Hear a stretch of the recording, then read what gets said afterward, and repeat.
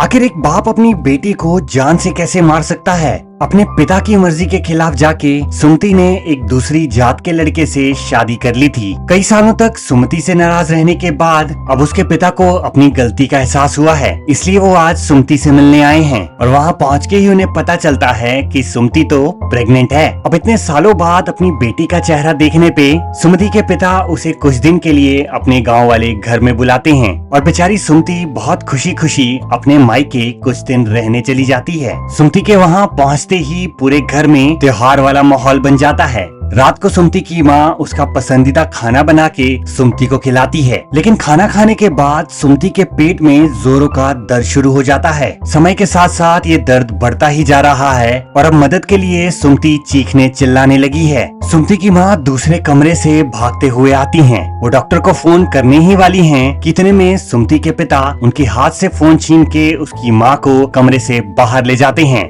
सुमति को वहीं कमरे में तड़पता हुआ छोड़ के उसके पिता उसे कहते हैं कि उस लड़के से शादी करके जो समाज में तुमने हमारी नाक कटवाई है, ये तुम्हें उसी की सजा दी जा रही है। सुमति के खाने में उसके पिता ने जहर मिला दिया था और अब ये जहर अपना असर दिखाना शुरू करता है और तड़प तड़प के सुमति उसी कमरे में अपनी जान दे देती है।